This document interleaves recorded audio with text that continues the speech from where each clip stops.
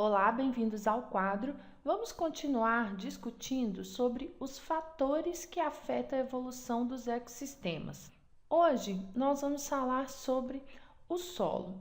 Bom, todo solo é formado a partir de uma rocha que é chamada de rocha matriz. Vamos considerar que aqui eu tenho uma rocha, ok?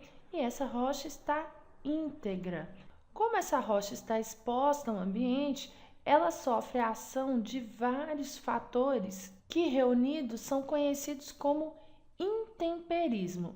Por exemplo, essa rocha é aquecida pelo sol, resfriada pelas chuvas, sofre a ação dos ventos e ainda podemos considerar o arraste pela água da chuva.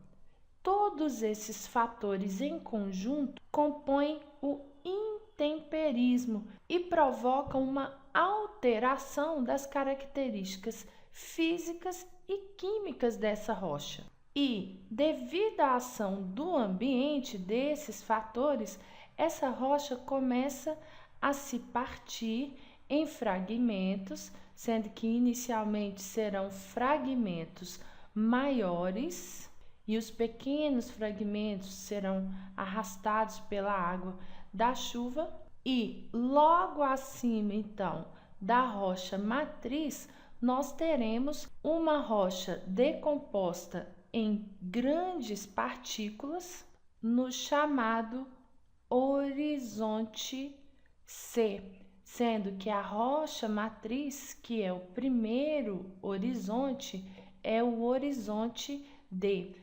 Eu estou construindo aqui para vocês um perfil de solo e este perfil de solo é dividido em horizontes diferentes, cada um com um nível de decomposição diferente.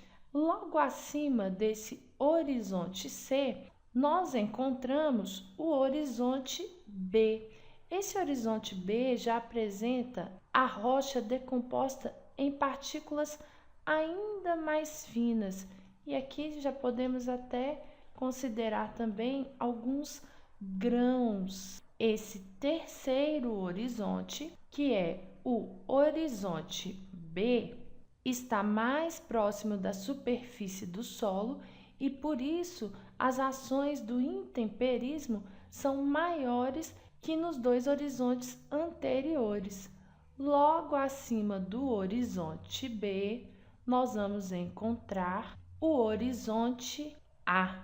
No horizonte A, nós encontramos partículas minúsculas. Nós encontramos partículas bem menores da rocha e aqui nós temos já um solo formado e misturado a essas partículas de rocha, nós encontramos o humus, que é formado pela matéria orgânica decomposta.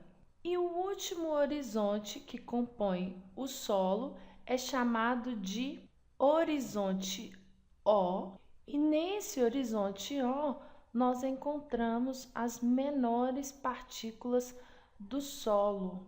E esse horizonte é o que contém a maior quantidade de matéria orgânica. Por quê?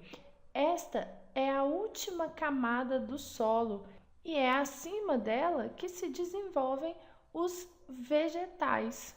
Logo, o contato dessa camada com a biomassa vegetal e também animal é maior que o das camadas anteriores e por isso há um maior acúmulo de matéria orgânica. Essa matéria orgânica é depositada no solo principalmente pela ação dos decompositores que vão aí agir sobre os restos de plantas e animais mortos e repor os nutrientes no solo. Agora, olha que interessante, as raízes das plantas estão nessa região do solo que contém matéria orgânica e humus, já que uma das funções das raízes é justamente absorver os sais minerais presentes no solo. As partículas de solo podem variar de 0,2 a 2 milímetros, e aí nós temos uma areia mais grossa.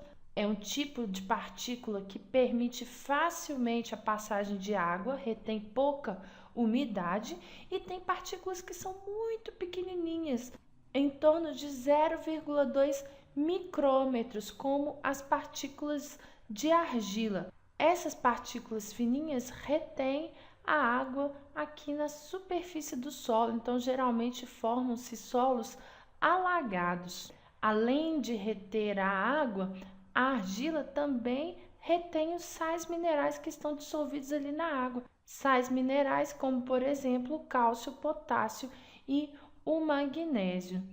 Agora, olha que interessante. Alguns tipos de solo permitem a passagem de água para os horizontes mais inferiores, sendo que essa água pode se acumular logo acima da rocha matriz. Essa água acumulada é um reservatório natural de água que é conhecido como lençol freático.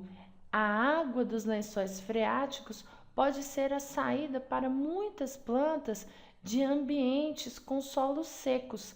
Algumas raízes de plantas conseguem penetrar até o lençol freático e, por causa disso, esse tipo de planta, que geralmente são plantas de grande porte, como as árvores, conseguem sobreviver em períodos de seca.